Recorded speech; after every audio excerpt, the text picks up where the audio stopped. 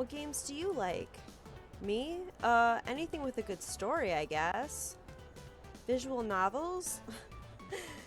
Airi, we are playing a visual novel right now.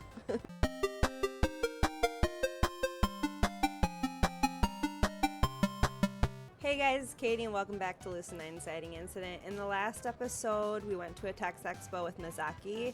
Airi ended up challenging a guy named Rumble in the bot fight arena, and then the Resistance won a game of laser tag. Now I was thinking about maybe making these episodes like 2 hours long instead of like 1 hour episodes. So anyway, let's jump back into it. There's a Ferris wheel to our right, basic but huge, looming over the rest of the park. Heights, anyone? Heights is my middle name. No, it isn't. Either way, a Ferris wheel might be our best choice. It might calm some of us who are a little overexcited.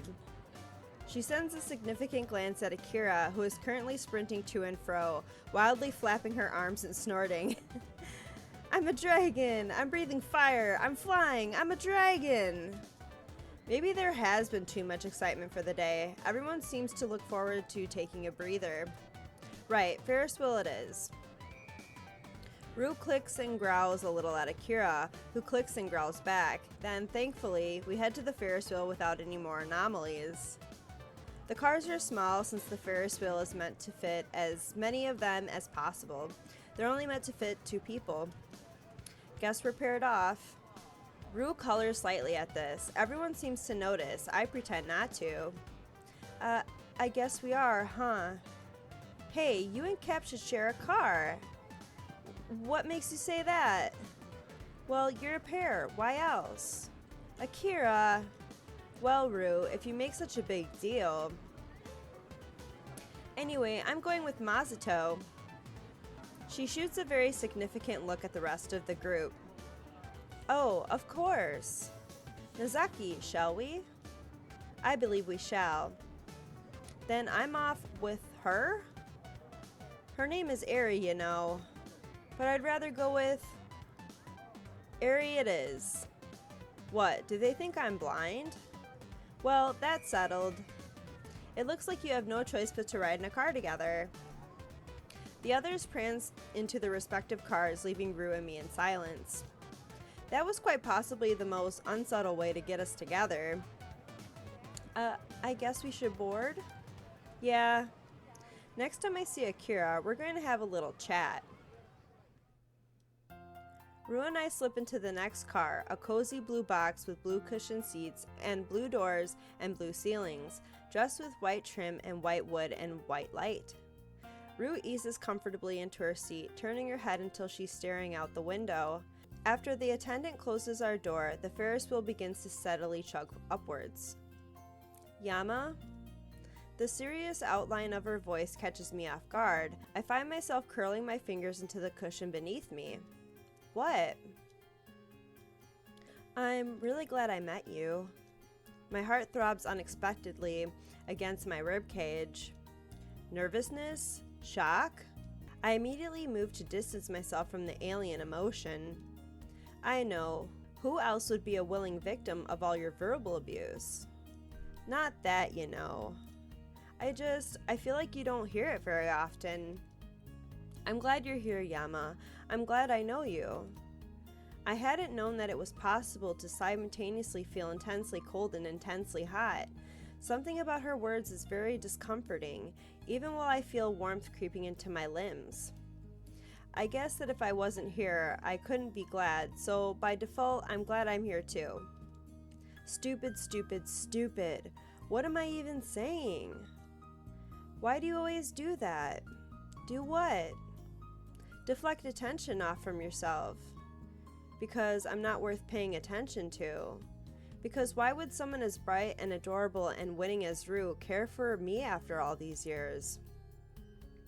Why is she the one who's glad we're friends when I'm the one who should be saying that 10, 50, 100 times over? I haven't done anything for her. Complained, whined, criticized, complained some more.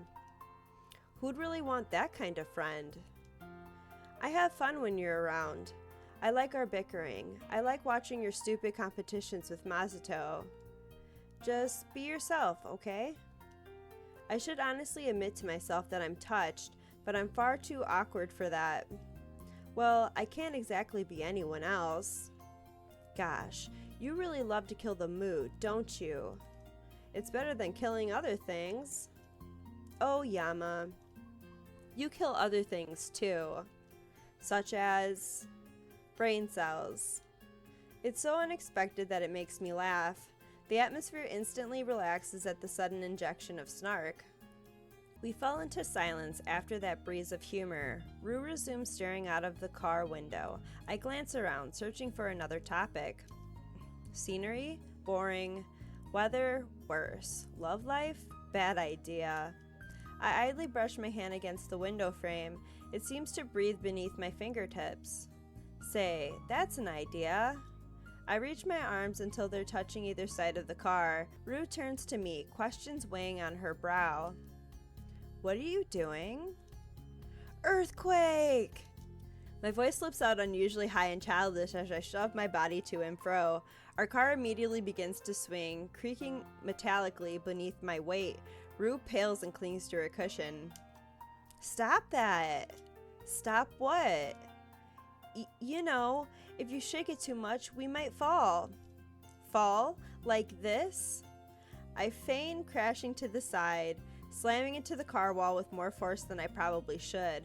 Rue squeaks, instinctively reaching for me. Don't do that. It's dangerous. What's dangerous? This? I straighten and I pretend to fall again, but Rue snatches my wrist and pulls me towards her. My momentum collapses against her. I'm barely able to catch myself against her seat. For a long moment, we stay in silence. I'm looming over Rue, one hand curled on the seat by her head, the other instinctively clapped around her shoulder. Her face is unnaturally close. At this distance, I can feel her breath, short and warm, brushing against my cheek. Her eyes, amber, also warm. Her hair, the color of light fire, silky, warm. Everything about her, warmth, comfort. Warmth, comfort, love. Yama? Sorry. I finally come to my senses and plop back in my seat, staring very resolutely out of the window. What the heck was I just doing, Rue? This is Rue Hayata, the girl who's in love with you. Get a grip on yourself. At least Yama knows. Why is he like trying to brush her off so much? I don't get it. Aw, so cute. And now the silence is suffocating. Rue and Yama at the same time. So, we immediately pause, eyes cutting between the window and each other. You first. No, it's okay. I didn't have anything important to say. Me neither. Silence. Again. We stop again. Awkward. So awkward. What were you gonna say? Just, do you, like trees? What? Do you like trees? I feel the sudden impulse to bash my head into the window until it shatters. Trees? Really? Aw, guys are so cute when they're talking to girls, though. You like trees? Sure. They're like normal trees, I guess. Yeah, they are. We drift back into silence. I have something to say. Is she going to say what I think she's going to say? No. I have a better idea. You didn't even know what I was gonna say. Still, it's a better idea. Well, okay. She seems genuinely annoyed, which catches me off guard. Shouldn't she be relieved? Relieved that she won't have to say anything embarrassing? So, what's this better idea? In hindsight, I really should have thought of something before claiming so. Not that I had the luxury anyway. Oh, Yama. Well, I was gonna say that a simple kind of crazy idea leaps into my head and I go for it. Shh! What now?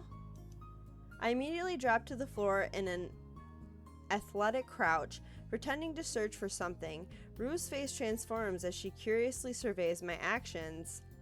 After a few seconds of pausing, I pretend to yank something out from beneath the seat. Bugged. What? Why? Shh, Agent Hajiata. Agent Hajiata. Hold on. Shh, Agent Hayata. Don't make another move. I slowly peer out the window, silently praising myself for the diversion. Looks like Rue's forgotten about what she was gonna say. But just for good measure, I throw myself to the floor with a yell. Rue instinctively follows. They've got RPGs! Houston, we have a problem! I start shaking the box again as Rue imitates an explosion, tossing herself around. Oof, direct hit, Commander. Shield's at 23%. I'm a bit busy. I mime fighting some sort of alien, pretend not to kick it out of the car. They have borders? Looks like we're done for, Lieutenant. The only thing left to do... A silence falls between us as we understand the gravity of the situation. Kamikaze! Let's give them one hell of a show. You got it, Commander. With renewed enthusiasm, she whips about, slamming her hands against the cushions. I can't even keep my face straight right now. Okay. With renewed enthusiasm, she whips about, slamming her hands against the cushions. The car shakes with enemy fire, but she retains her focus. Stay on target! Stay on target! The car screeches with speed as she hones in at the mothership right at the weak point. Stay on target! Mister? It's time for you to disembark. We're abruptly yanked back into reality. Rue is leaning over the cushions, mashing her hands against imaginary controls, while I'm by the window fighting off non-existent borders. The flush of embarrassment that creeps up my neck is mimicked on Rue's end. Sorry, really sorry. We creep out of the car, feeling the attendant's eyes weigh heavily on our backs. I probably shouldn't have done that. You know, you do a lot of things that you probably shouldn't do. There's a pun in there somewhere, but I can't find it. We could ask Akira. She's the queen of puns. We grin at each other like the pair of fools we are. We should meet up with the group. Yeah. Rue's gaze flits between me and the ground. Yama? It happens in one fluid motion. She steps forward, gently pinches the edge of my sleeve between her fingers, tiptoes up, and softly, hesitantly, places her lips against my cheek. Oh, that's so cute. Then, almost before I can register it, she retracts, cheeks flushing. Thank you. Oh, man. Yama, you can't keep denying her. She turns and darts off to the rest of the group. For a moment, I can only stand there, mind completely blank, hand against my cheek. Oh, why? Why would she do something like that? Why? Hey, Cap, if you're done standing around like a goof, we're ready. I force myself out of my stupor and amble towards the rest of the group, plastering a fake smile on my face. This first, think later. Where should we go next? Before I can decide on another attraction, a ringtone cuts through the silence. Masato sheepishly digs his phone out of his pocket. Sorry, alarm. I check my phone, 6 p.m., technically Masato's curfew. Thanks for the fun, guys, but I got a piece. I've also got some things to do, but this was remarkably fun. Thank you. You guys are leaving? But there's so many more adventures to be had. Honestly, even I'm a bit worn out from all the excitement. I'm heading back too, but you guys should stay if you want. I need to leave as well. Both of you? It's okay, Rue. We'll just have to make up for their ticket costs. Surprisingly, Rue turns to Airi with a smile. Want to try the roller coaster over there? Okay. We exchange quick farewells before Rue, Airi, Akira, and Yahiko race off to a serpentine roller coaster in the distance. I split ways with the others at the academy dorms and head to my apartment. Walking along the streets is a cold reminder of the true state of life. Gone are the festive colors, energetic children, and high-cutting attractions at every corner. Instead, I'm surrounded by digital posters, newspapers, and the faraway whine of the police sirens. Out of curiosity, I steal a glance at the digital newsstand. Mayor conference will reveal plan over national news network by next month. Plans, government, all useless. Technically, Izumu is only doing this well due to the efforts of local authority, but I can't trust anyone who's paid to make decisions for everyone other than themselves. Excuse me, you're an academy student? My attention immediately switches from the headlines to a police officer behind me.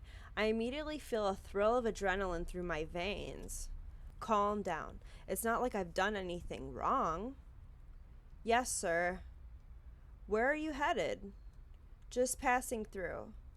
He evaluates me for a moment with an unreadable expression. Come with me. We've got some questions we need to ask you. Why? No. Bile rises to my throat. I struggle to force my mind into submission. Just follow him. Just follow him. Just... What was that? What was that? Oh my god. Dude. I'm gonna have to, pause it when I'm editing this and see what that was. Ugh. Where am I? Pulse racing, head spinning, deep breath. Freeze my limbs, close my eyes. What just happened, though? Right. Apartment sofa, shelves, plant, kitchen, television. This is my apartment. No threats, no problems, no people. I'm fine, unhurt, I'm fine. After a few moments where I agonizingly train my system back to its ordinary psychological state, I check the time. 9 p.m., 3 hours, gone. Okay, so what just happened with Yama? He's saying that 3 hours are just gone from his memory? What happened? I don't understand. I suffocate the returning sense of panic, rifling through my phone. No new messages, no phone calls, incoming or outgoing, no emails or new appointments. In other words, no idea what I've been doing or who I was. Why is it back? It should be gone. I thought it was over. Stop, calm down. First, my present state. No injuries. I'm full too, so I guess I ate dinner.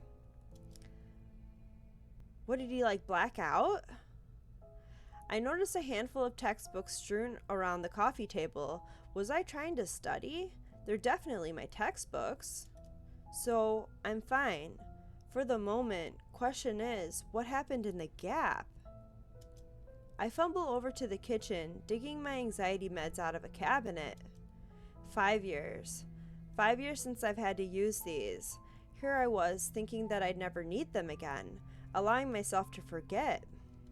Silly me. My vision crosses for a moment as I gulp them down. Ugh, I'll never get used to that feeling. But, thankfully, my pulse slows and my breathing evens out. I let my limbs sink into the sofa, staring idly at the ceiling. Right, I'm fine. Tears surge to my eyes, but they're purely chemical, a response of fright, something that always plagues me after one of these lapses. Oh! He lapsed? Hold on, let me look at what a lapse means here. I'm pretty sure it's blacking out, but... Okay, so a lapse means a temporary failure of concentration, memory, or judgment, or an interval or passage of time. So yeah, it's blacking out. Alright. I get hormonal like a teenage girl fresh out of a breakup, but it's just my brain lying to me. It likes to do that, my brain. It's a pathological liar. Nor does it stop at these random mood swings. Sometimes the world just seems so distant, shut away, like I'm standing at the edge of the universe. If I had to describe the feeling in a word, surreal. Like I have one foot in the wrong dimension. When I get like this, I have to fight against it. Remember that I'm here, life's here, the world is here, and there are tastes and smells and sensations for a reason. But sometimes, there's just a tiny trickle of doubt in the back of my mind. Am I real? No, not that. Not exactly. Of course I exist, in the technical sense of the word. But rather, am I sensing everything correctly? If my brain is lying to me about my emotions, what's to say it's not lying to me about anything else? When you hear someone talk, you don't hear it how they deliver it, you hear it how you perceive it, regardless of what their intention is. That is true. The frightening and famous words, "I like you," you can be terrified, or you can be thrilled. You might even be a mixture of both. But the only thing that matters is how you take it, not how the other person said it. Maybe they wanted you to be happy, or guilty, or angry, but what they want doesn't necessarily carry across. It's the same for when you see something. Everyone looks at an advertisement a different way. Everyone takes fashion sense a different way. Presenting a piece of contemporary art in front of a panel of critics will always gather a wide range of responses, so long as the audience is extensive enough. Nothing is absolute. Everything is just how it's perceived. That's what people like to say. In my opinion, that's the easy way out. But I think that there's something absolute. Somewhere, there are rules written in stone, or the essence of an object, something that's unchangeable and is there whether you like it or not. And yet, if there's something absolute, then some people in their perceptions are right and others are wrong. What if I'm wrong? What if everything I sense is a lie? That's right. When lapses happen, I think too much. My former therapist liked to say that I'm just trying to ground myself, re-solidify my values, remember who I am. All I really gather from that explanation is that my brain is a huge pain, over-emotional, overthinking, overbearing. Thankfully, I can already sense that I'm recovering. Who's screaming? Hello? Stop screaming out there, please. I'm trying to read. Thankfully, I can already sense that I'm recovering. My heart rate is stabilizing and my breathing is even. I vaguely remember little bits of advice from my therapist. Ground yourself with something physical. Identify your negative thoughts and replace them. Accept your anxiety. It's a little alien coming back to the process after so many calm years, but I filter through it easily, like I'm getting back on a bicycle after a hiatus. Good, looks like the spell's passed. I better get to bed. Sleep is the fastest way to recover my memories. Welcome, or unwelcome. For your cooperation, Mr. Ishimoto, would you like for one of us to escort you back? I'm fine, thanks. Very well. Be sure to notify us immediately if you notice anything unusual. I will. What possessed me to buy so many groceries? Something doesn't taste right. How did Rue make it again? Got stopped by the police. What for? Public disturbance? I was behaving myself, thank you very much. Sure. They just asked me if I saw anything out of the ordinary at school. What did you tell them? I hadn't, but I'd keep my eye out. Wow, such a tame response. I listen to anyone who has the power to put me in jail. Sure you do. Look. What? It's just, I'm not going to be around all the time to watch out for you. You don't need to. No, I'm going to be gone tomorrow, okay? For the morning. What does this have to do with anything? Just, don't be an idiot. Oh, wait, I guess that's impossible. You're in a weird mood. You're weird all the time. See ya. Bye? Are we replaying what he lapsed out on? Time to rise and shine.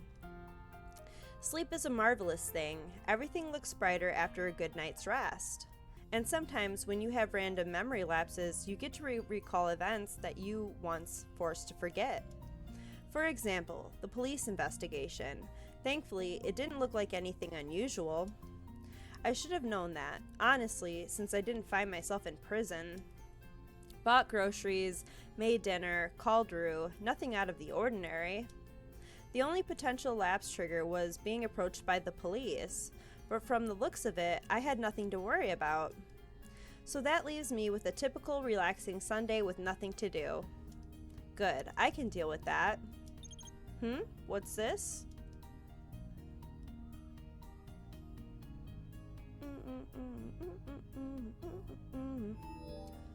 Who's this? What the? Crimson Crusade? Who's that? Hello, Wanderer. Crimson Crusade at lemninpost.com. April 8th, Sunday at 9:24. Some days, I like to look at the sky and figure out what the weather will be like instead of reading the forecast. I'm usually wrong, but it's pretty fun. It feels like you share a secret with the sky. Is there anything you like to do, even if it doesn't make much sense? Hello, Wanderer, to Crimson Crusade at lemninpost.com. Sorry, I think you have the wrong address. I'm just about to stuff my phone into my pocket, but it immediately lights up again. Right, that's not sketchy at all. I don't think so. What's your name? My name is Guro Capolti, and I'm an obese mountain troll who dines upon the flesh of humanity. This time, my phone remains silent for a while. Satisfied, I lower it. Really? The heck? I see. Why do you own a smartphone? Are you discriminating against me just because I happen to be a mountain troll? And to answer your question, human service providers are much better than troll service providers. Okay. What am I even saying?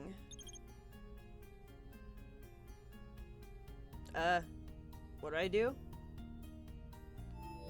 I can't take this person seriously anymore. LOL me troll. I see, that makes sense. If that's the case, how has life been as a troll? I tossed the phone on the table without replying, cramming more cereal into my mouth. What a weird individual. Even if it was kind of fun that they played along. What is it now?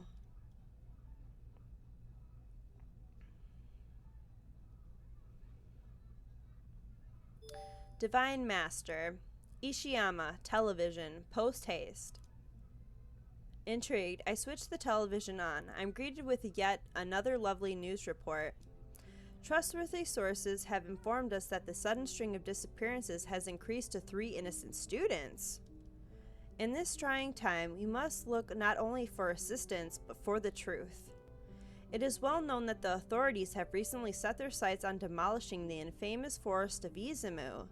Curious, really, that this misfortune follows hot on the wheels of the recent push for the Building Act. Perhaps, in an odd way, the Izumu force is simply fighting back.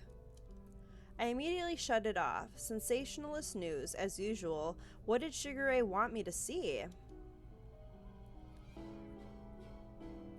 I don't see anything new. Why is the music so creepy? I'm freaking out. You never see anything at all. Look harder. This woman, what's up with her? We already know that there were 3 disappearances. Everything else is just hearsay. The news can't know for sure that the Izumu forest has anything to do with the case. They're just scapegoating it as part of a political movement. Unless Shigure is saying that the media's accusation is suspicious in and of itself. Come to think of it, why would they be so quick to point fingers at an insignificant little forest? Of all things to blame, trees? Maybe she wants me to investigate. Then again, I'd rather not go alone. Rue, just your average girl. If you need my help for anything, just ask. Hey. I wait for a few minutes, but there's no response. Ah, right. She said she'd be gone this morning. But it's kind of past morning, isn't it? I check up on her social media. No check-ins, no photos, no statuses, not since last night at 11 p.m. After curfew. Back at her dorm. Just like the other three. Don't tell me that Rui's gone missing. So, I know I sound like a creep, but what are you doing? Oh no, please! Still nothing. I struggle to quench the rising sense of panic as I turn to another. So, dude, I'm about to start crying. Like, no, don't do this to me. Don't do this to me. Yahiko, Jay Graves is my role model. Hashtag USA FTW1337. Hey, have you seen Rue? I'm like getting upset and I don't even know what's going on. Hey, have you seen Rue? Yeah. Where? Yesterday, dude. We were at the park, LOL. I mean, after that. We went back to the dorms. So you didn't see her? No. When did you last see her? Like 11:30 or something. Why? Nothing. Don't panic. You're overreacting. Keep calm. Akira. Akira would know. Akira's her roommate. Calm down. Calm down. Akira. Searching for the meaning of life since 1956 BC. Hey. Superani, Commander. How goes the date? The what? Rue said she was gonna meet up with you this morning. She did? Yeah, she seemed super excited about it too. She was gone by the time I woke up. So, you guys have a great time? Wait. She doesn't know. No one knows. Rue. Rue has been gone since 11:30 last night? Disappearances. Forest. I have to go. Now. Oh my god. Dude, this got dark so fast. Like, we were just at the amusement park with her. We're just on the Ferris wheel with her. She gave us a kiss. Like, what the fuck is going on? I am so confused. I tear out the door and pull up at the nearest bus stop, which just so happens to have a bus parked in front of it. I step to the opening doors, but just before I place a foot on the steps, the narrow entrance seems to squeeze at me from all sides. No, not now. I force myself forward. That is, I try to. My feet shuffle to a halt. The rumble of the bus's engine seems to spread through the pavement directly into my bones. Look, kid, are you getting on or not? I'm working on it. My response is just as snappish as his question. Why can't I just put one foot in front of the other? I have more important things to worry about. I need to get to that forest. I've got a route to take, so the doors are closing in. I suck in a deep breath, close my eyes, and throw myself into the bus, shakily pushing my phone against the toll scanner. I don't open them even as I rush into the nearest seat, groping for a handhold. The doors close and the bus rattles to life, charging down the street. I should be fine. No, I would be fine under ordinary circumstances. If I was with my friends, or if my nerves weren't on edge, or if I wasn't worried about the disappearances. No, there's no use for wishful thinking. I have to keep myself under control. Dude, are we at the forest where that guy was killing people? Oh my god, I'm so scared. I stagger into the forest when my mind is still spinning. The forest is blocking me in on every side as I thrust through the beaten overgrowth. I'd always thought that the government was exaggerating when they didn't want to demolish this place due to bad luck, but now that I'm actually in the midst of it, I can see where they're coming from. I'm not the superstitious type, never have been, never will be. I take what I see and smell and feel with my own senses. Hearsay is secondary. Emotions are untrustworthy. But there's nothing to rely on, not out here, where everything is wild and flourishing, full of garish color and foreign textures. Some tree sap rubs off on my sleeve of my sweater. It slowly molds from red to green to blue and back like a chameleon made out of honey. That's not normal, is it? Guess I wouldn't know what's normal around here. It's not exactly a place I should choose for a leisurely stroll. From the moment I entered this place, I was under the impression that I stepped into a world where the laws of physics were different. Gravity is heavier, the air is more resistant, energy seems to sap away into nothingness in favor of being recycled. It's a ridiculous thought, my mind, which has to cram an unfortunate number of facts about physics and geology and astronomy and biology, knows this. But why does such an irrational thought seem so appealing? The Izumu Forest, a dense segment of arboreal terrain that's been untouched for decades.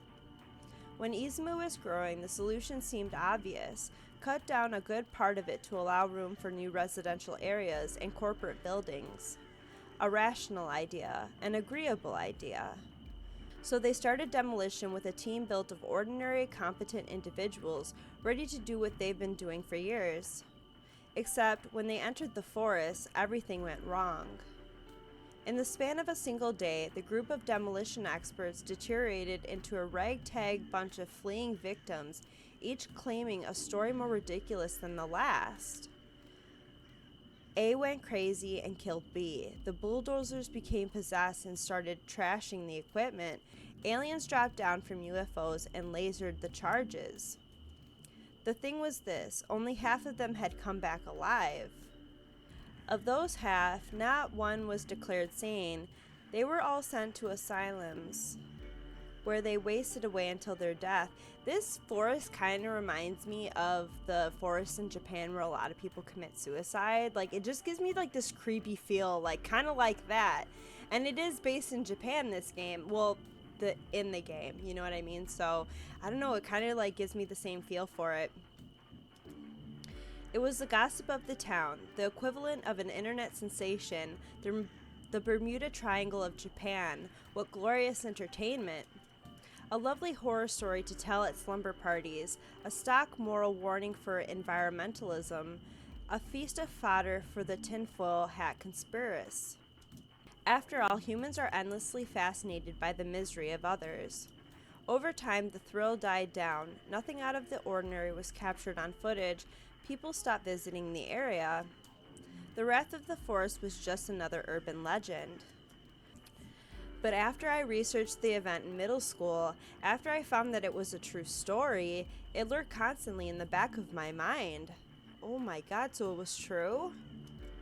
If something was just a group of trees, it couldn't hold that much power, could it? Shouldn't there have been at least one rational soul, someone with a better grip on reality? The only answer to that question is if there really was no way to withstand insanity. Whatever happened those decades ago, it drove on 100% of a large group out of their minds. That's a definite success rate. What's to say it won't do the same here and now? I stumble around the broad trunk of a towering tree, my eyes roving through the gnarled basket weave of spindled branches. What am I looking for? Wait, what am I even doing? Why am I even here? I take a moment to close my eyes. Deep breath. Ground myself. What am I feeling? What am I smelling? What's that? I pause abruptly, scared to take another breath. Now I'm just being stupid. So I breathe deeply. The air is warm and thick, sliding down my throat with a mixed taste of chocolate and iron. It leaves a sweet residue on the back of my tongue. Trapped. It's the first word that comes to my mind, extracting a reflective stab of panic. You're trapped. What? My fingers tremble as I reach out to the trunk to steady myself, but they only land on some sticky, milky substance. I quickly pull away, but the tree emits a sickly slurp. Nothing to hold on to. No, I've got to keep calm. I've got to think.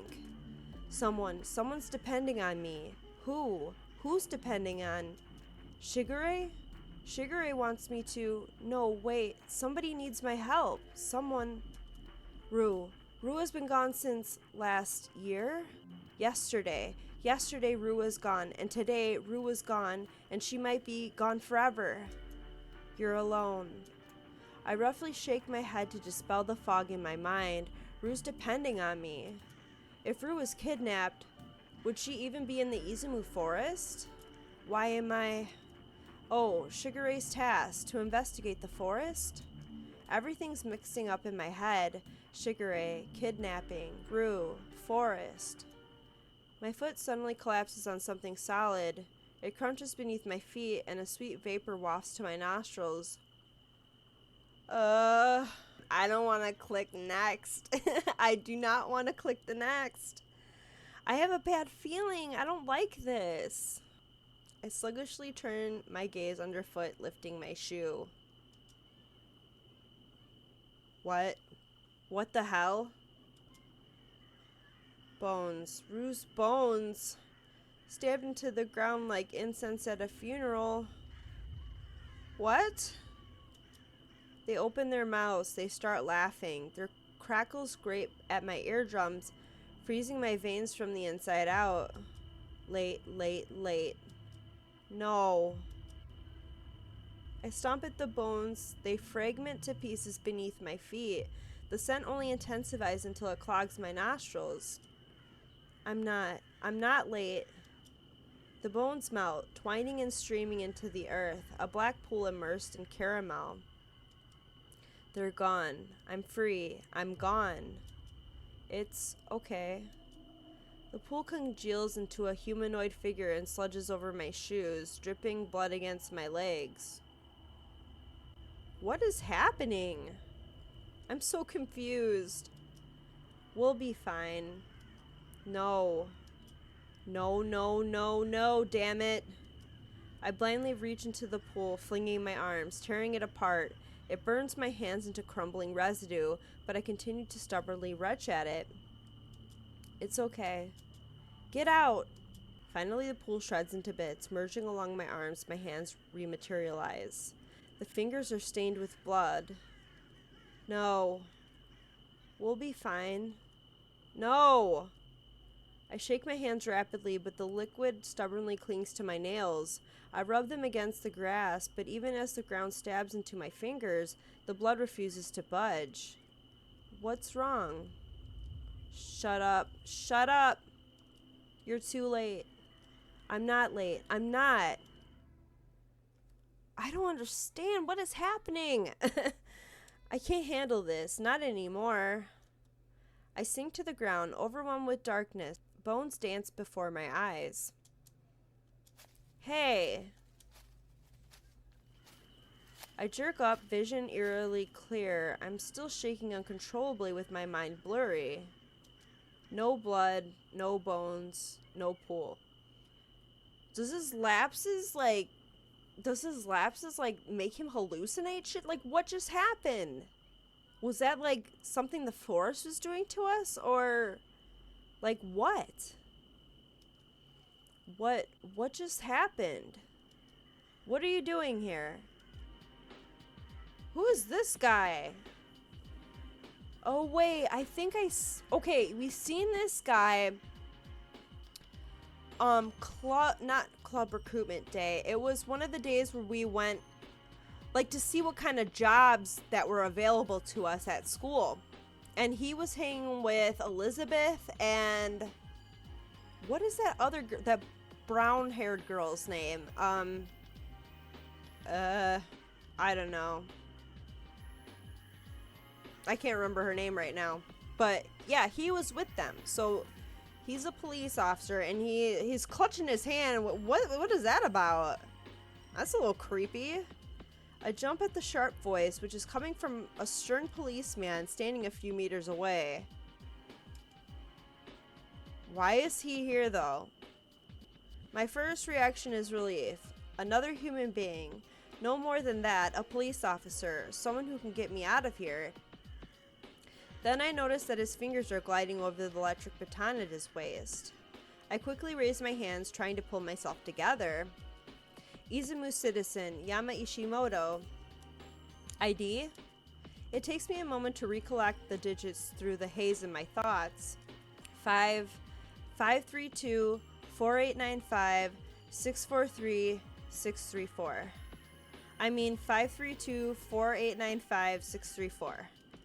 The man pauses, eyes roving across the inside of his site code, probably matching my name and image to the Izumu database. I managed to catch a glimpse of the badge pinned to his chest, which bears Police Captain Katsu Kobayashi in bold, clear-cut letters. A police captain? Here? Why is a police captain in the forest? Yeah, that's what I'm saying. Why is he here? You're an academy student. His sudden prompt snaps me back to reality. Yes? What are you doing here? I work to speak past the lump in my throat. I'm looking for a friend. His eyes clearly darken in suspicion. In the Izumu forest? Yes. I want to bite back, to say something sarcastic, but I'm barely capable of registering sound, much less supplying witty repartee. Katsu taps at his site code, turning to speak to someone over intercom. Yeah, kid, academy student, 532 4895 634. Non-hostile so far. Understood. He whips back to me, hand still hovering over his baton. I instinctively shrink backward, trying to stay coherent. What's your friend's name? Name? Oh, Shigure. Shigure Inamoto? No, Ru Hayata. What's wrong with me? She's been missing since yesterday night, 11:30 p.m. I saw the news and I thought... Everything coming out of my mouth sounds stilted and contrived. My hands are shaking at the top of my head. How do you know Shigure Inamoto?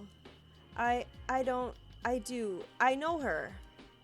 Yes, so I gathered. How? Case, witness, something. Yama, get it together, man! Get it together! Like, please! You are looking really suspicious, man. Ugh, Yama? Seriously. He touches the tip of his psycho, then frowns. You are not listed as a witness for any cases within the past 5 years, much less under Shigure Inamoto.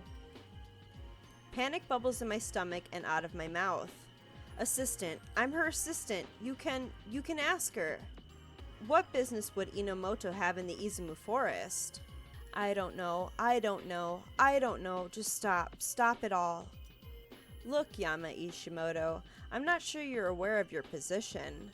Given the circumstances of this morning, you are currently our primary suspect. Dude, Yama, I told you to frickin' calm down! What the fuck, man? I'm... what? He snorts in disbelief, but... wait, is he joking with us? He snorts in disbelief but pauses, his attention suddenly turning to his site code. Superintendent, I believe that... unverified, hence my suspicions. Remarkable. Understood, sir. He looks to me, eyebrows set in clear distrust. Inamoto has substantiated your claim. You are cleared. Regardless, you must vacate the premises. My head is still spinning. There's so little that I understand. Primary suspect? This morning? Vacate the premises? What's going on? Simply put, you're standing in the midst of a crime scene without clearance, so get out. Oh my god! So yeah, this is the forest where that person that is killing people is doing it here. Because I thought the trees looked familiar. And then when Yama's like sitting here babbling, I'm like, dude, just stop. Like, you're gonna make yourself look suspicious or guilty of something, and it's a freaking crime scene. But wait, is Rue okay though? Oh my god. Oh my god. They said that another student's missing and we still don't know if Rue is okay. Please. My body acts before my mind does. I instinctively rush away without a word, walking on autopilot. Crime scene? The forest was a crime scene, and I was in the middle of it? Did they find a body? Are the disappearances actually murders? It's only when I return to the city that I come to my senses. Rue's still missing. Furthermore, I didn't even learn anything useful from the Izumu forest, nothing close to what Shigure insinuated I might learn. If anything, I just made myself a top suspect on the police's list. And what the hell did I experience in that forest? It wasn't a lapse. In fact, I'd never come across something like that before. The closest thing to which I might liken it is being high or drunk, but I don't have a proper frame of reference for either, so what could have caused it? Aside from that, there's something far more important. Rue's absence. Could she really have been kidnapped? Could she be dead and I wouldn't even know about it? Fragments of my vision in the forest return to me, but I shake them away. No, she has to be fine. I jump as my phone suddenly trills. Despite my calm process of thought, it seems like I'm still on edge. Oh my god. Please let it be Rue. Please let it be her. Akira. A sigh of relief passes my lips. Top of the morning, Commander. Rue's just returned to home base. Thought you'd like to know.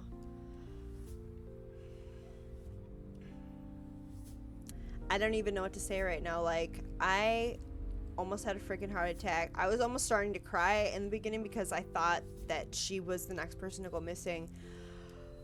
We just ran to the forest, got on the top of the fucking suspect list, and Rue is fine. What the heck? Why did we even go there? Yama, why? Oh my god, I don't know. I don't know. Okay, whatever. Let's just continue. I'm just a little freaked out about all that. Now he's a freaking suspect. Okay. Rue's fine. No disappearances, no kidnappings, no murders. Well, that was anticlimactic. Yeah, right. You're on a suspect list, bro. Still, where has she been? Why didn't she tell me that she was okay? Hey, what's up with all the spam? I told you I'd be gone all morning.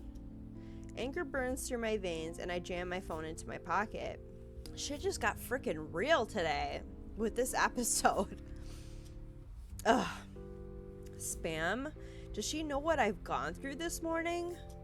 One little text, that's all I needed. I'm fine. I'm okay. Heck, even go back to sleep, Yama. No, it's not her fault. She did say she would be gone all morning.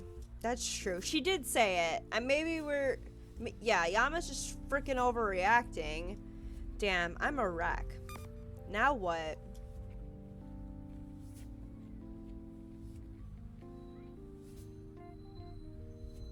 Pinged. Izumu Imperial Boarding Academy rooftop. A location ping from Miki.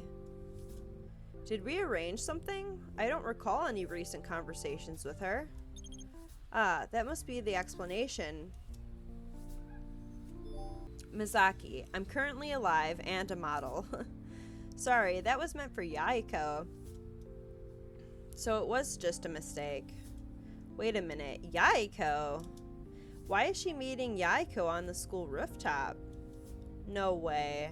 It can't be. They've only known each other for, what, 4 days?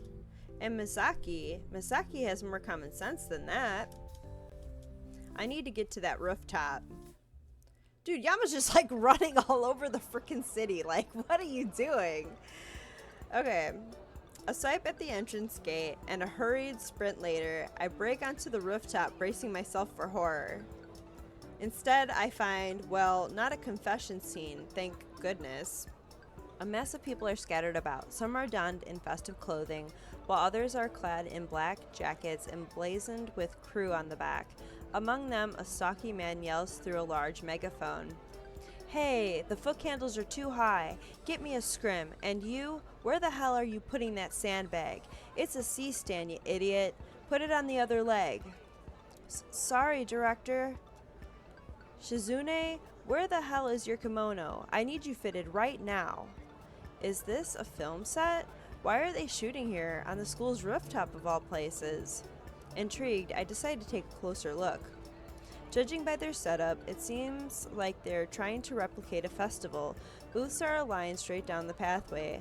A number of people, mostly women of varying ages, mingle amongst each other dressed in traditional kimonos.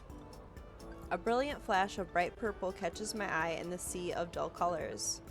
From this distance, she almost looks like... Diffuser set, sir. Right, everyone take your positions. Camera. Rolling. Sound. Speeding. Slate. Kazihaya, scene 1. Yamiku, take 1. Marker. Action. The cameras focus on the girl dressed in purple, as the group of girls around her chat animatedly. She remains disconnected from the conversation. Her head is lowered as they drift from booth to booth. Cut. Perfect. The crew relaxes into quiet murmurs as the director reviews the footage. I stride closer to the set for a better view. It's Misaki. It's actually Misaki. However, as soon as I blink, she disappears among the sea of actors and crew members. It all happens so quickly. I wonder if I merely saw an illusion. Where's Kuzunoki? We haven't been able to contact him for a while, sir.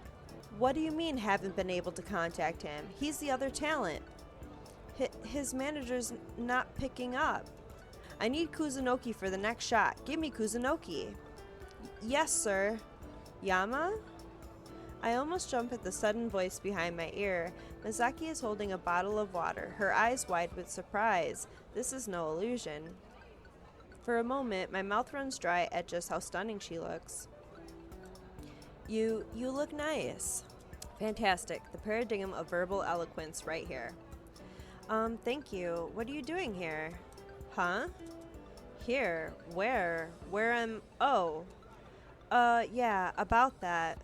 It's not like I can just say that I thought she was confessing to Yahiko. Where's Yahiko? I don't know. I texted him a while ago, but it doesn't seem like he's coming. He mentioned that he wanted to become a model, so I thought he would be interested in watching a film shoot. Oh, well, that's really thoughtful of her. It makes me wonder how big Misaki is. It's not like she gets recognized on the street or swarmed by hordes of fans, but small-timers just don't pick up TV commercials, do they? Hey, you! Boy! A crew member runs up to me, then stoops over, clearly out of breath. You want to be a star? Do I... what? He claps his hands together, bowing pleadingly. Please, I'm begging you. My job is writing on this one. We can't contact our actor, and we need to shoot his scene during noon, and our permit ends today, so we can't shoot tomorrow. If I can't find someone, the director he'll... Misaki, is this guy for real? He seems pretty serious. Please, you're photogenic and charismatic, and your proportions look identical to Kunozoki's. Besides, it seems like you know Kazihaya, so there'll probably be chemistry and rapport. He's making this incredibly ridiculous suggestion like it's a logical solution. If you ask me, I say you should try it. You were always good at acting, weren't you? It's not like I'm a professional, Miki. Come on, it'll be fun. I don't know. Should I really? Yeah, I say we do it. We can hang out with Misaki. You know, we had a horrible morning. Might as well. Now that I think about it, I guess it would be a change of pace from the incident this morning. Yeah, exactly. Fine. The crew member clasps his hands together, jumping up and down. Even Misaki looks surprised. I guess she was expecting me to come up with some excuse. You will? Yeah, why not? Okay, great. Here's an actor release form, a health waiver form, a temporary contract, a call sheet, a minor release form, the workers' compensation policy, emergency information. Sign on all the lines here and we'll fill out the rest when you're done. What the? Is there really this much paperwork in one simple film shoot? Okay, get into that tent. Makeup and wardrobe will have you groomed and ready to go in no time. Before I've had a chance to understand what is going on, I'm being shoved into a large plastic tent. There are brushes, creams, and gels in a bunch of colors that I can't even begin to describe. My hair and skin is being pulled every which way. Do people actually do this for fun?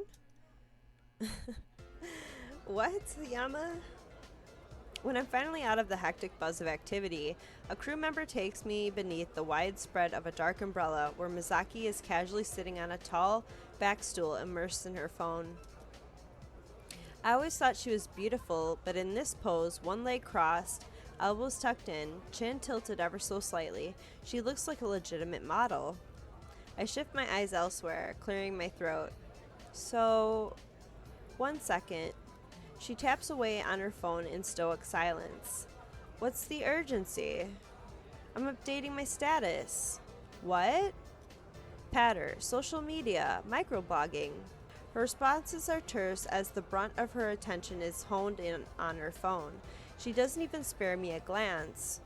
I still don't get why... Shh, this is important. I promptly snatch her phone out of her hand. She squeaks in indignation, grabbing for it. Yama, stop! She suddenly halts, staring blankly at me for a long moment. Oh, what? You should dress up more often. Which means you would be popular with the ladies if you did. I can't help but feel a hint of pleasure at her compliment, but what does that have anything to do with the current matter? Why are you always on your phone? Oh, my phone. Give it back. You didn't answer my question. I'm warning you, Yama. Give me my phone, or else. I smirk challengingly, waving her cell in the air. Or else what? Misaki makes a sudden lunge for her phone, but before I have the chance to sidestep her, she grabs my wrist in an attempt to pry it out of my hand. I see her eyes widen as she slips on the length of her kimono. The momentum sends her falling straight into me, and we both spiral to the ground. Ow, my back! Now look what you did. Look what I did. You're the one who... I stop short, finally noticing our close proximity. The length of her soft hair brushes over my face, and I find myself turning my head to cover the flush of my cheeks. Misaki, however, uses my moment of fluster as an opportunity to pin my arms against the floor. What are you doing? You have to pay the consequences for taking my phone. If I recall, I gave you this phone after I won it at the expo. You wouldn't have won it if I didn't force you to go. She got me there. Well, whatever. You still didn't answer my question from before, you know. Whether they should have dressed you in a kimono for the shoot? Yes, they should have. That's not what I asked. She giggles, and despite my slight annoyance, I can't help but chuckle myself. Yama, do you honestly want to know why I'm always on my phone? I stop at the sudden tilt in Misaki's voice. I didn't think she'd be this troubled by such a simple question. Isn't it because you're an addict? No. I mean, partly, but that's not what I'm getting at. Then what are you getting at? Do you remember my father, Yama? June? Yeah, I remember him. There was something he told Rui during the New Year's party after she accidentally burned him with a sparkler. Do you remember that?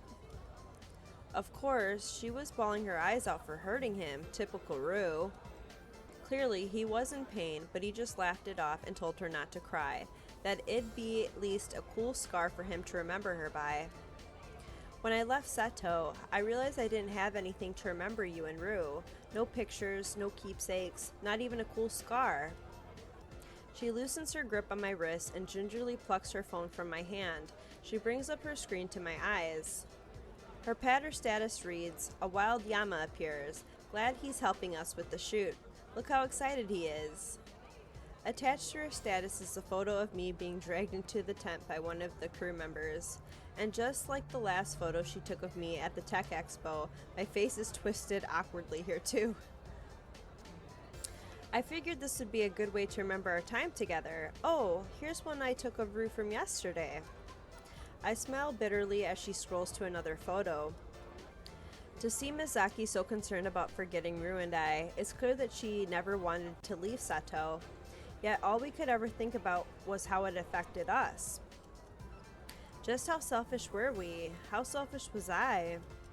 Misaki, So you're Kuzunoki's substitute? The scene director suddenly interrupts, towering above us with an amused grin. And here I was worried that you two wouldn't have chemistry. We're starting soon, so you might want to cut your makeout session short. Wait, we're not...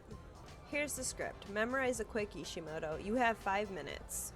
Before I have the chance to clear up his misunderstanding, he drops the script next to us and marches off. Looks like we have work to do, Ishimoto. Seems so, Kazuhaya. Shall we? We shall. Once you get off of me. Oh, right. Misaki quickly unmounts me and dusts off her kimono. I hurriedly glance over the script as the director continues barking orders at the rest of the crew. From what I can gather, the commercial is advertising a line of kimonos. I'm not sure what I was expecting. Apparently, they're trying to emphasize the fact that their dresses are more vibrant and unique compared to others by having the main lead, Ryu, spot his close friend Rika in a large festival. It seems the two friends are at odds after Ryu discovered Rika would be moving away the next day. The scene highlights his apology for being angry at her, and then they... Ishimoto! I jump at the sudden call of my name. I need you and Kazuhaya to take your places. Oh crap, I haven't finished reading the whole script yet, much less had the chance to memorize the lines. Before I can react, we're both already being ushered into position by the crew member. Okay, quiet on set. Camera. Rolling. Sound. Speeding. Slate.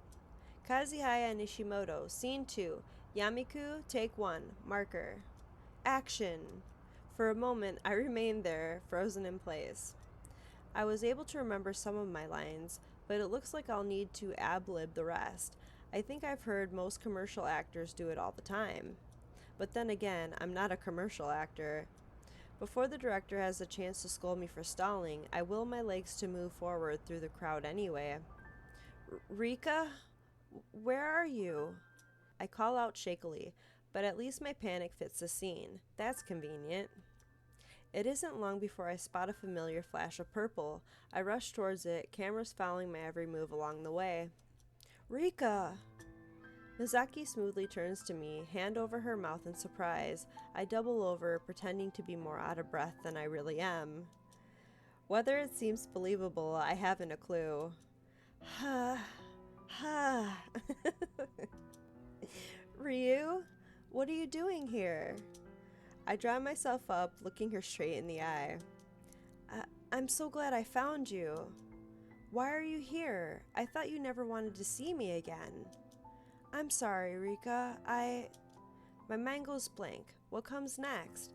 I have no clue what to say, so I decide to spew out whatever comes to mind. I was afraid.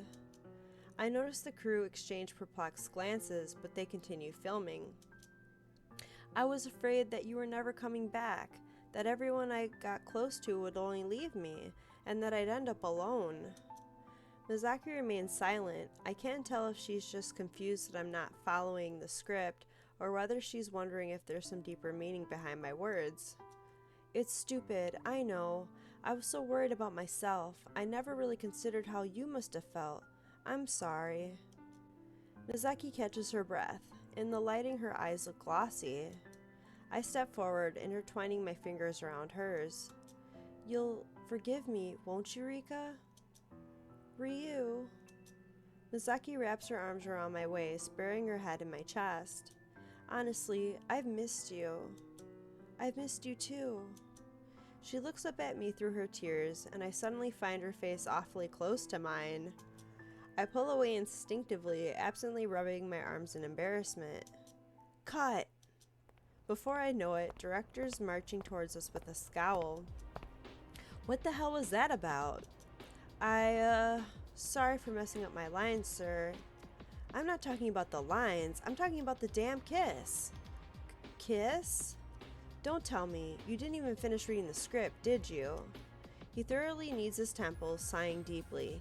He fetches a copy and shoves it in my chest, aggressively pointing at a segment. Line 14. After apologizing, Ryu leans in and kisses Rika. End of scene. Despite you screwing up the lines, I've decided to use the footage anyway. We've wasted too much time already. I just needed to kiss Kazuhaya for the final shoot. Is he serious? I actually have to kiss Misaki? Don't you think that's a bit unfair to ask of him, director? What's the problem? Aren't you two dating? No, we aren't. Well, I need a kiss scene, and I expect to get one, dating or not. He turns away, seemingly done with the conversation. How can you be so inconsiderate? Excuse me? Yama's not even a professional actor. You can't just force him to kiss someone he doesn't love. This isn't about love. He signed a damn contract. He'll do what I tell him to do if he wants to get paid. And that goes for you too, Kazuhaya. Else you can be sure I'll replace the both of you. Go ahead and do it for all I care. I value my friend's feelings more than this damn commercial. I lay a hand on her shoulder in an attempt to calm her. As hesitant as I am to kiss her, I wouldn't want her to lose her job. It's fine, Miki. It's my fault for not reading the contract. But how do you think Rue would feel? Rue? Why would she bring up Rue? Look, I don't have time for this relationship crap. Will you do the kiss scene or not? Yes. But Yama... Then take your positions, now. The director sends us one last piercing glare before striding back to his chair. With no room for argument, Misaki and I return to our locked embrace. Are you sure you want to do this? It's alright, I just thought of an idea. Idea? What are you talking about? Just trust me. I can sense Misaki's apprehension as the cameras focus on us once more. Slate! Kazuhaya Nishimoto, Scene 2. Yamiku, Take 2. Marker. Action! I'm going to need to get my face as close to Misaki's as possible if I expect this to work. I brush my fingers over her cheek, slowly tilting her chin upward. For a moment, we remain there, suspended. Her eyes, still red from crying earlier, bore into mine questioningly. Just what do you plan on doing? I can hear my heartbeat in my ears, feel her slight exhale over my lips, smell the light cherry fragrance of her hair. I close my eyes, drifting closer. And when we're only a few hairs apart, I discreetly move my thumb to her lips. Misaki exhales sharply, stiffening at my touch. I almost retreat my hand, afraid that I hurt her, but she only tightens her grip around my waist to prevent me from moving. God, this is so awkward. Cut. Good enough. Take 5, everyone. As the crew settles, I instinctively draw back, releasing her. That was a stage kiss, wasn't it? Why didn't you tell me you were going to do a stage kiss? Would you have preferred a real one? Ooh, I think she did. Maybe I shouldn't have said that. Before I can cover up my fox pass, a crew member jogs over to us. Ishimoto, right? Thank you so much. You totally saved my hide right there. Huh? Oh yeah, no problem. If you wouldn't mind, we still have some papers you need to sign, and the director would like to discuss your pay. Sure. As the crew member leads me away, I give Misaki a departing wave. But instead of waving back, she averts her eyes and slinks back into the changing room. Did I somehow make her mad? Ooh. As I speak with the director, there are a lot of numbers, papers, and lengthy terms that I don't completely understand, but from the sounds of it, I've acquired a decent amount of money despite my screw-ups. By the time I return to the set, Misaki's already disappeared. The only people left are around half the crew, who are currently occupied with tearing down the set. Oh, it's Yahiko. Hello? Yo, dude, where you at? Why? We're all here at GFC. You getting any of our messages? Messages? I briefly checked my phone. Are you serious? 100 messages? Oh, should we have sent more? Never mind, I'm on my way. See ya. I cut the call and exit the rooftop, heading straight to GFC. This guy needs to learn some tax etiquette. After a couple minutes of uneventful walking, I reached the familiar ambience of the local General Fried Chicken. Yahiko cheerily waves me over, brandishing a formidable drumstick in his hand. I settle next to him, keeping my eyes off Rue. For some reason, just looking at her brings back a flood of negative emotions. Good of you to join us, minion. What took you so long? My insides burn with anger, but I keep my gaze on the table, taking a moment to steady my voice before I answer. What, is Yama getting mad at Rue because he freaked out and thought that she was missing? You know, like, is that her fault? Like, she didn't tell him to think that? I don't know. I was busy. Were you running? Are you getting back into track? No thanks. Oh, I know. You were practicing for my lessons, weren't you? Sly move, my good minion. Did you woo any ladies? I guess. I don't miss the flash of pain that crosses Rue's eyes. I'm stricken with a twinge of guilt, but I shove it away. Wait, really? Damn, our boy's growing up. I don't know. She hasn't responded yet. The lie passes smoothly from my lips. I grab a piece of chicken to quell the nausea in my stomach as Rue quickly straightens, absently playing with her hair. That probably means she isn't into you. Figures. I have no clue who'd be interested in Yama.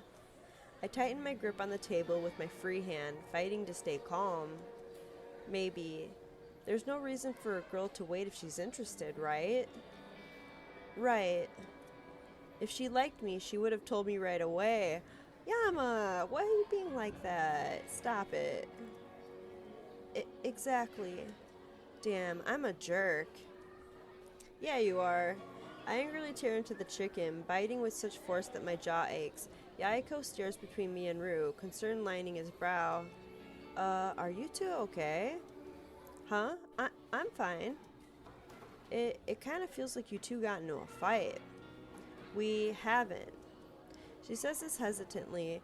I know that she herself doesn't know why my mood is so terrible. Honestly, I have no one to blame but myself. I thought that I had given myself enough time to calm down from the forest episode, but apparently it wasn't enough. And now I'm taking it out on the only 3 people in the world I call my friends. Dude, we can't help you if you don't know what's wrong. I almost jump at how serious his voice is. I know, I brought a terrible mood into this place. I need to shake it off. The time at the forest is completely over.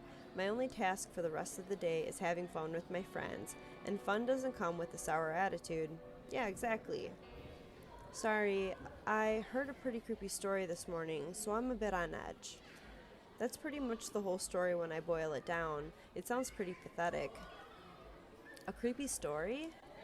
She shoots me a concerned glance, which I honestly deserve. I'm not exactly known for being gullible or superstitious, after all. I shake my head at her, which Masato seems to take as guilt. Don't worry about it, man. We all got our off days. Thanks. Oh, if we're talking about creepy stories, I have a great one to tell. It's an urban legend that has been around the academy for forever. It's called The Vanishing Janitor. What kind of dumb name is that? Well, you know how we don't have after-school cleanup, right? Yeah, because the school costs an arm and a leg to attend, especially without scholarships. Everyone knows that we have a janitor. We see him collecting garbage, bagging it up, and stacking it in the cart. Wait a minute, didn't I have to remind Yahiko that we had a janitor? Guess his observation skills have finally leveled up. But have you noticed that the janitor never actually walks out of the gate? Well, of course not. It's a visual eyesore that would be damaging to the school's image. Then, good minion, my question to you is this. Where does that trash go? Now that he mentions it, it is pretty odd. Oh, I see what you're saying. The dumpster is outside of the school by the street near the back of the campus. And the front gate is allegedly the only way to enter or exit the school. It's why the academy is considered to be so safe. But that janitor doesn't take the junk out of the gate, which he'd have to do in order to reach the dumpster. And that is our predicament. Interesting. Very interesting. I wonder what the explanation could be. Of course, I have my own theory, which is the janitor actually has the ability to travel to another dimension. He takes all of our trash to the land of the missing socks. You know how you do a closed cycle of laundry with a certain number of pairs of socks, but you always come out with one extra sock? It's because one of them spun so fast that it vanished to this other dimension. There are little wormholes here and there too, like under the bed or couch and behind the laundry machine. It's why they spontaneously disappear, only to reappear again. So that's where the janitor takes the trash, the same dimension where there are missing socks.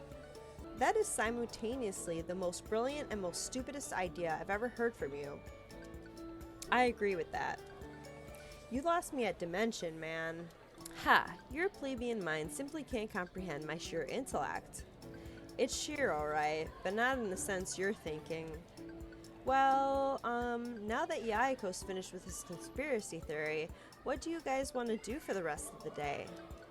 It's not a conspiracy theory, it's fact. How about we head into town? Town? You mean District 8? Yeah, ain't that where all the lively stuff happens? It's the most affluent district in Izumo, so there's definitely a lot of flourishing commerce and technology, but usually every recreational activity comes with a heavy price tag. I guess, yeah. Thinking of anything in particular? Dunno. If something catches our interest, we should check it out. Huh, a normal day of just kicking back? It does feel like it's been a while since we've hung out together. Even going to the amusement park yesterday was, in some ways, more tiring than relaxing. I'm down. Sounds like fun. We finish up the chicken and head to the subway. It's less crowded than usual, probably because today's technically a weekend. Like all other Izumo subways, the platform is immaculate. There's no sign of dust, much less any scrap of trash. Quality public transportation seems to be a big boasting point of the city. There's hardly a whisper of sound as the doors seemingly slide open, or as the slubs barrel down the rails, solidifying the care crafted into the station. We board the next train to District 8 at a fluid street with skyscrapers that seem to fade into the clouds. It's packed at this time of day, sidewalks full of rich housewives and groups of teens on shopping trips. The bright lights of store displays shine with deceptive welcome, as if the workers care about something other than the wallet size of their customers. Just down the street, I notice a familiar mop of red hair in front of a large gaming store. Oh, isn't that Airi? I peer over the crowd of heads to the other side of the street. Yup, it's definitely Airi, staring emptily through the glass display without a care in the world. Oh yeah, the little one. Maybe we should invite her to hang out with us. Are you kidding? Her? Oh, calm down. What could she possibly do to you? Well, clearly, there's something wrong with her. She didn't fall for my irresistible charm. Uh-huh. But it gets even better. I did a little digging, and turns out that everyone who talks to her mysteriously goes missing the next day. Okay. Really? Oh, give me a break. Yama and I talked to her 2 days ago, and we're still around. Okay, yeah, that's true. I'm about to say, like, what? Give it time. This is ridiculous. Yama, we should invite her, right? Sure, why not? Yes. Sure. What? How could you betray me like this? Oh, I'm sorry, Yahiko. I didn't mean to betray you. Thanks. Okay, go get her. Me? Who else? I'm about to protest, but Rue shoves me in the street the moment the light turns green. Hey! Go! Sighing, I plod across the street, weaving my way through the crowd until I've reached the gaming store. At a closer glance, I realize that Airi isn't blankly looking at the store. She's smiling, purely, lightly, with a genuine sparkle to her eyes. I almost feel like I'm interrupting something important. Hi. Airi turns to me, her expression openly curious. Fancy meeting you here at this place. In a public street, in front of a game store, on the weekend? Actually, it's not very unusual, is it? Again, no response. It'd be easier to get a reaction out of a brick wall. So, what kind of game are you interested in? Kirby? Pullman? Airi only smiles and points to a far corner of the store. A twisted poster of terrifyingly grotesque zombies rise from the fog of the special Left Alive display. Wait, what? Left Alive? Yes. I rack my brain as to why a cute, frail girl would be interested in such a horrific game. It's not a surprise that she likes horror games. I mean, I like horror games, and there's many girls that like horror games. It's not a big deal. You like Left Alive? You can save creatures from their miserable lives. So do you like Summon Allegiance, Nimbus, those kinds of shooters? No. What other games do you like? Fugue? Wait, the survival horror game that gave Yahiko nightmares for 2 months? You mean Fugue, Fall of Shadows? Yes. Do you like the adrenaline rush? I don't play it for fun. Then why do you play it? It's educational. I have a bad feeling about this. How is it educational? It shows me how I would never want to die. Something about the way she says that is terribly ominous. Almost like a girl who's planning her funeral before her wedding. I see. We fall into a short silence as my mind runs blank. I don't even remember what I was supposed to be doing.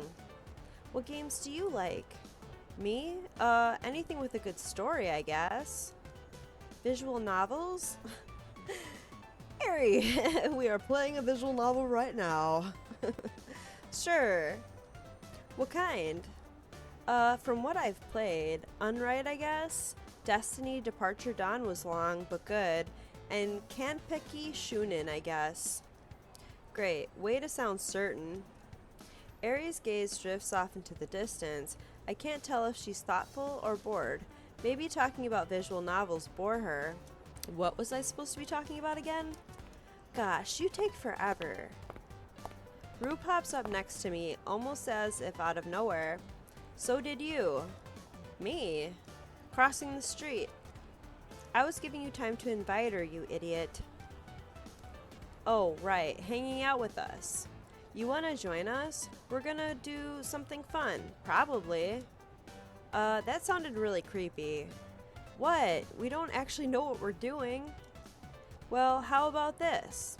He points to an advertisement in the corner of the shop display. Café de la Pegs. Karaoke, now open for business. Interesting. I remember that Café de la Pegs has another branch in this district, but I never expected it to open for karaoke. Karaoke sounds fun. Nothing like belching your lungs out after a day of running. My ideas are always the best. Airi, want to come with us? Please, it'd be more fun if I wasn't the only girl. Yeah, it'd be nice to have an actual girl around. Yeah, it would. Yama tries the best he can, but he just doesn't cut it. This seems to even amuse Airi, whose mouth tweaks up upward in the barest facsimile of a smile. However, I see her eyes narrow a little, still processing my question. Karaoke? Yeah, just some friendly competition to show off our voices. Not that you'll have much competition in the ladies' division. Yama, don't beat yourself up. Your voice isn't that bad. Did I seriously walk into that joke twice? I'm losing my edge. However, it elicits its intended effect. Airi finally shares her gaze with us again, and her smile returns. Very well. Really? Great! She eagerly pulls Airi along as Masato bolts down the street with renewed vigor. I notice that Yahiko follows at a cautious distance, uncertainty in his eyes. Entering the cafe brings a sharp sense of deja vu, with the notable exception that there's no uptight British cashier at the counter. When we inquire into Karaoke, we're shown to a small yet comfortable back room with clean wooden panels and velvet carpeting. It feels less like a cheap room for belting discordant tunes and more like a miniature stage at a theater. Okay, clock's ticking, so I ain't spending much time on explaining. We'll choose one song, except the judge. Who's the judge? I volunteer. What? Hell no. Yeah, you're not getting away that easily. And I ain't singing without my rival to rival. Better pick my words carefully here, or I'll have to actually sing. We are rivaling, your skill as a contestant versus my skill as a judge. Oh, okay. Wait, what? Are you serious? But I wanted to hear him, fail. Look, we gotta get this competition underway, so I'm moving on. Yama's the judge. We all sing a song. That seems simple enough. But wait, there's a catch. You gotta sing the song that the person on your right chooses. This means that Masato would choose a song for Airi, Airi for Yahiko, Yahiko for Rui, and Rui for Masato. Oh boy, this matchup is going to yield some interesting results. Okay, time to choose. Masato passes around a small tablet, and each person takes their time selecting a song. I wonder what they're going to choose. Knowing Yahiko and Masato, I'm sure they'll pick something weird, but what about Airi and Rui? Finally, they all seem satisfied with their choices and settle onto the couch. I clear my throat dramatically, tapping a finger against my armrest. So, who's first? No response. I guess I'll go. Brave soul. She walks up to the miniature stage where the microphone is set up.